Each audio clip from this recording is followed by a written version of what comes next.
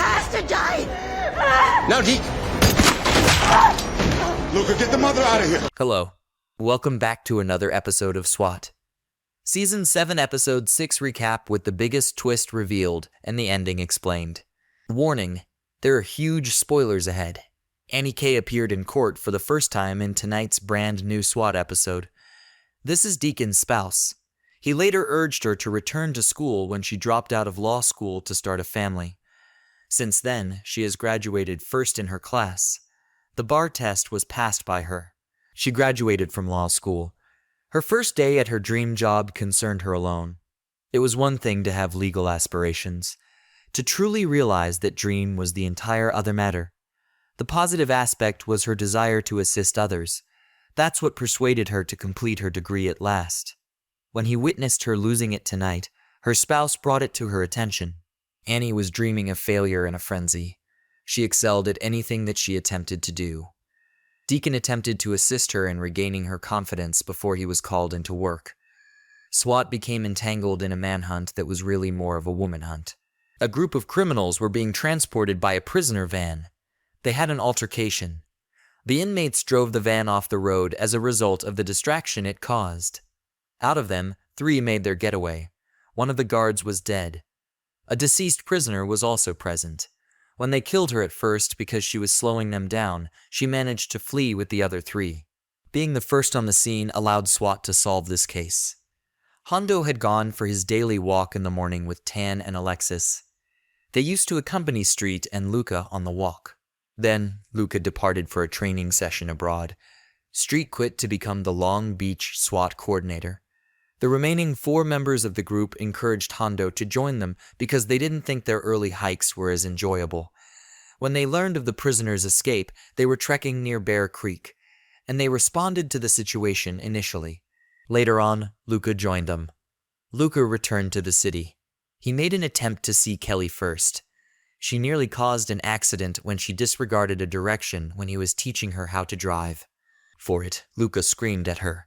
It wasn't his intention. He felt bad about the tone he took, but she had to learn to put her trust in more seasoned drivers. That is why she was unable to accept her mother's teachings. Her mother had to scold her as well. After receiving the call regarding his team, Luca dropped Kelly off at the station, and they went in search of the fugitives. 3 women were evading capture. Tina Carter was a young lady who lived there. She was incarcerated for stealing.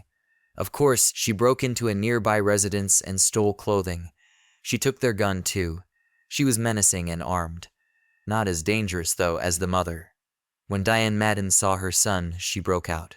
After killing her husband, she was going to flee to Mexico with her son when she was apprehended and taken into custody. Since then, she has begged her in-laws in multiple letters to bring her child to visit them. They never got back to us. She went straight to their residence after breaking out. When Diane attempted to talk to her son, his grandmother interrupted her. Diane got into a fight with the grandmother. When S.W.A.T. arrived to alert the family that she had broken out, they heard it. They hurried inside and convinced Diane not to harm anyone else. She was informed that her son was observing. Jackson, the child, shouldn't witness his mother murdering a loved one, a person who has affection for him. Diane spun around and was granted a few seconds to present her son with a bracelet she had crafted for him while he was incarcerated. Diane was returned to prison initially. The second was Tina. They discovered that she was living a luxurious lifestyle using the credit cards that she had stolen. Even after being arrested, she remained valuable. Jolene Jeffries was the 3rd prisoner to go missing. Out of all of them, she was the most dangerous. She killed people one by one. She also made no attempt to travel to Mexico. Rather, she went on a murderous rampage in Los Angeles. Jolene detested everyone who profited financially from her tale. Among them was a writer of a best-selling book on the subject. She was, therefore, seeking retribution, something she confided in her flatmate about. She expressed to Tina her eagerness to tear her victims apart. Jolene would be going after anyone who received a good deal because of Tina, who sold her out for nail polish, S.W.A.T. knew.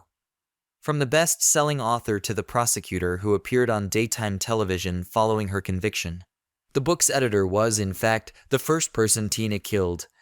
Even though he didn't write it, he was nevertheless executed for it. When Tina threatened to kill everyone, she meant it. When SWAT heard gunfire at one residence, they proceeded to the homes of potential victims to alert them. Tina pursued a gun-wielding man. To protect himself, he fired at her. She was running again. Deacon had issues with his spouse as well. He was at work when she tried to call him earlier, so he ignored it. As it happens, their son became ill. It was time to take him home. Annie was no longer able to drop everything off to pick up a sick child from school, so she called Deacon. She got a job recently. It held equal significance to Deacon's. He needs to start doing his share immediately, both with the kids and at home. And in doing so, he will genuinely assist her career. Thank you for watching.